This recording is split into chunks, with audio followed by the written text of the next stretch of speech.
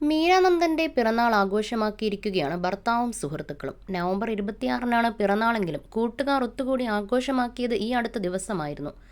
നസ്രിയ ഉൾപ്പെടെയുള്ള സുഹൃത്തുക്കൾ ആഘോഷത്തിൽ പങ്കെടുത്തു. ലണ്ടനിൽ അക്കൗണ്ടന്റായ ശ്രീജു ആണ് മീരയുടെ ഭർത്താവ്. ജൂൺ മാസമായിരുന്നു ഇരുവരുടെയും വിവാഹം. വീട്ടുകാർ നിശ്ചയിച്ചുറപ്പിച്ച വിവാഹമായിരുന്നു മീരയുടേത്. മാട്രിമോണി സൈറ്റ് വഴി ഇരുവരും ആദ്യം പരിചയപ്പെട്ടെങ്കിലും പിന്നീട് വീട്ടുകാരുടെ സാന്നിധ്യത്തിൽ വിവാഹം ഉറപ്പിക്കുകയായിരുന്നു. അവതാരികയായി കരിയർ തുടങ്ങിയ താരമാണ് മീര. ദിലീപിന്റെ നായികയായി മുല്ലയിലൂടെ അഭിനയ ജീവിതത്തിന് തുടക്കം കുറിച്ചു. വ്യത്യസ്തമായ കഥാപാത്രങ്ങളിലൂടെ മീര മലയാളികളുടെ പ്രിയ നായികയായി. 2008-ലാണ് സിനിമ അരങ്ങേറ്റം. തൊട്ടടുത്ത വർഷം വാത്മീകി എന്ന ചിത്രത്തിലൂടെ തമിഴിലും 2011-ൽ ജയ് ബോലോ തെലങ്കാന എന്ന ചിത്രത്തിലൂടെ തെലുങ്കിലും 2014-ൽ കരോട്പതി എന്ന ചിത്രത്തിലൂടെ കന്നഡയിലും അരങ്ങേറി. പുതിയ മുഖം, എൽസമ്മ എന്ന ആൺകുട്ടി, അപ്പോത്തിക്കിരി തുടങ്ങിയവയാണ് ശ്രദ്ധേയ ചിത്രങ്ങൾ.